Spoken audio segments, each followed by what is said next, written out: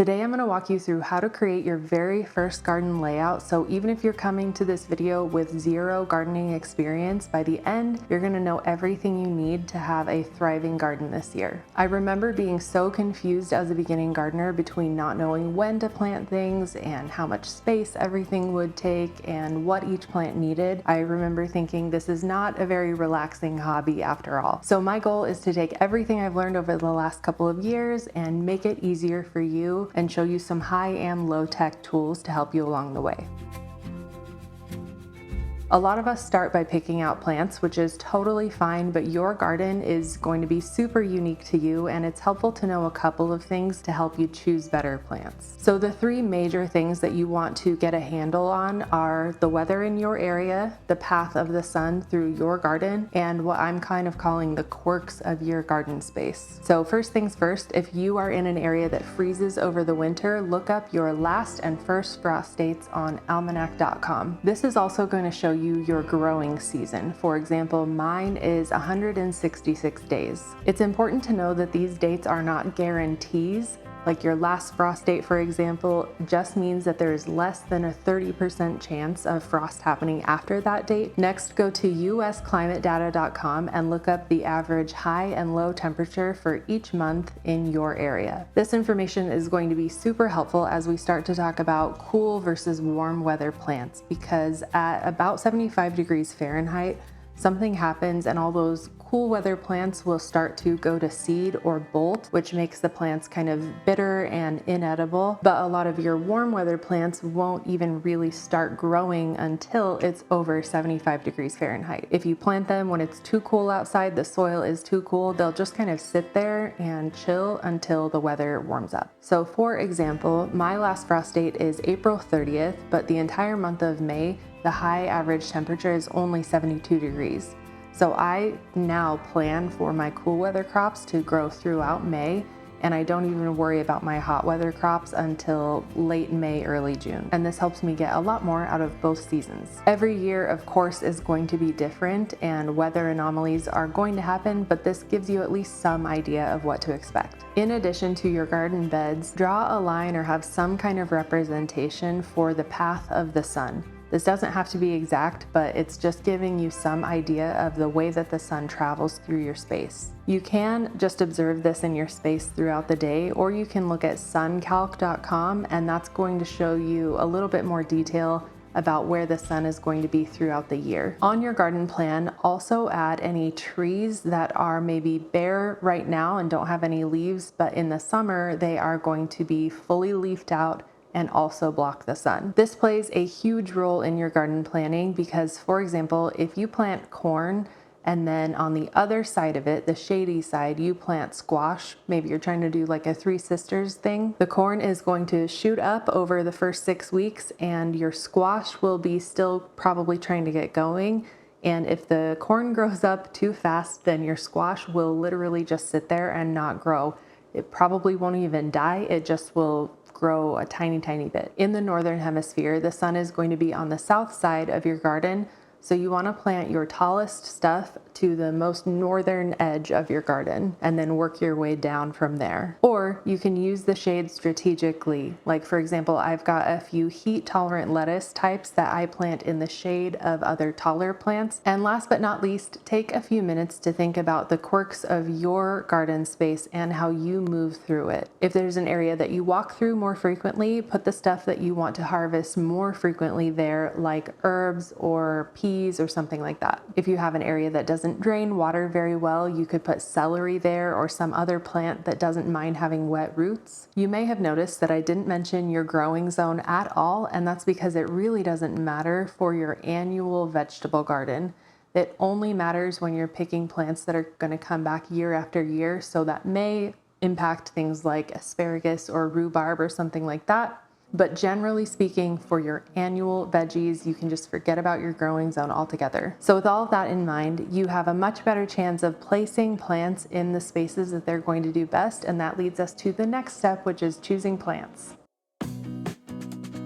The most important thing, no matter what anybody says, is picking plants that you are excited about. I live in Boise, Idaho, and a few years ago, a gardener that I really respect told me that it was basically impossible to grow sweet potatoes here. And I was just like, it can't be that hard. Like, there's no way this is impossible. So I spent a long time researching it. I tried and failed probably 3 times to grow sweet potato slips from sweet potatoes. They just kept rotting on me. But I finally figured it out, and let me tell you, those are the best sweet potatoes I have ever had. Don't worry about whether they're easy or difficult, because one, every plant is different for every gardener. Some people grow tomatoes without trying at all.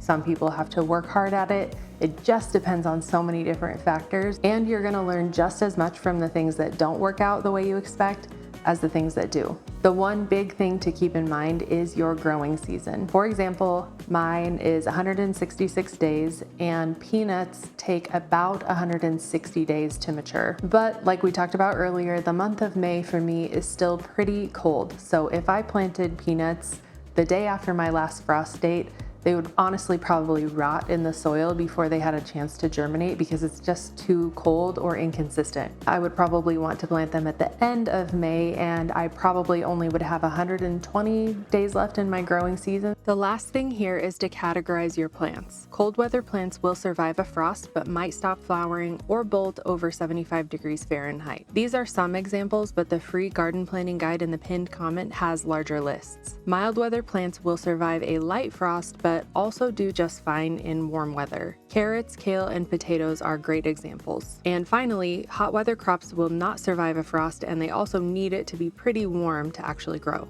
I don't know a single gardener that doesn't end up with way more plants than could ever realistically fit in their garden each spring, and somehow we find space for almost all of them. But having a good idea of what your garden can even handle is super helpful for knowing how many plants to start or how many plants to buy at the nursery. I used to do this on paper, but I can barely keep track of the super important documents in my life, so I switched to Canva. But I have seen other gardeners use sticky notes, and that might be right for you if you like to have a physical copy of your stuff. I recommend starting with your largest plants and getting those placed in your layout and then working down in size from there. So for example, in my garden, a lot of the beds are oriented east to west. So on the northern side, I'm going to plant this tall corn. Then in the middle, I've got peppers and shallots. And then on the outer edge, I have bush beans, which are super low growing and can even spill over the side. I also recommend starting with the summer version of your garden beds and then working from that to create your spring version and your autumn version if you do like multiple seasons of gardening. As another example, these shallots would be planted in early spring. Then they would come out of the garden sometime in probably mid-July, and by that time the other plants around it would have grown up and created these nice little pockets of shaded area. And I can plant some cool weather seedlings there, and they're going to be a little bit more protected from the harsh sun than if I were to plant them in a bed with no other plants around it. But a lot of those fruiting summer plants like peppers, tomatoes, all of that usually have a long harvest window, so if you plant them, you can harvest from them through the end of the growing season. It does take some time to understand the ins and outs of each type of plant this way, but if you have my Notion gardening template, it will show you the expected harvest range for each type of plant that you grow. You also probably have heard of companion planting, but if not, that is just when you plant 2 things next to each other that have some kind of benefit to each other. Most of the time, the benefit is something that you literally should be able to see with your eyes, like corn, for example, provides a great structure for pole beans to climb up. But I think a lot of people tend to overcomplicate companion planting, and it makes people feel like they don't know what combinations should go together, when really the point is just biodiversity. Any kind of biodiversity will help your garden. I like to use a super simple formula when I am planting garden beds. The first is to pair a fruit with a root, especially if you grow that fruiting plant on a trellis or a stake or something like that. you can remove the leaves at the lower part of the plant as it grows up, and that's going to leave plenty of room for a root crop to grow and flourish. Once you have that fruit and root in place, you can plant any type of leaf on the other side. That could be lettuce, that could be herbs, but we know that leaves take the least amount of energy for a plant to produce compared to like a fruit or a flower. So putting them on this shadier side, even though it's going to get some sun, is going to be a perfect spot for those plants. Then on the sunniest side, you can plant something that's going to take a little bit more energy but won't shade out the root crop. So something like beans or a low growing flower or something that spills over the side is perfect for that. I keep track of my favorite combinations in Canva, but like I said, anything goes. Try things and you'll figure out what you like in your garden by just experimenting. Once you have that layout done, it's time to put your planting schedule together. If you have my Notion template, you can automatically do this by putting your last and first frost dates in, selecting the plants that you want to grow, and then it'll just give you what to focus on every week. But you can also use almanac.com to figure out when to start different plants in your area. Another great low-tech option is to have a container and then put each week of your growing season on an index card, and then just organize your seeds according to which week they're supposed to be planted in. This is extra nice if you want to succession sow, because for example, if you plant 12 lettuces at one time, you might end up with a little bit too much lettuce at once, but if you stagger the plantings every 3 weeks, then you're going to end up with great lettuce for a much longer period of time. So what you can do is plant it according to the week that you set it in, and then just move it 3 weeks in the future, and then it'll be ready with all those other seeds when you want to go plant again. And just like that, your first garden layout should be ready to go. If you found this video helpful, please hit the like button so more people can see it. Let me know in the comments if you have any questions or need any help at all. I am here to help. And if you'd like more details on the Notion template I was talking about, you can watch this video here.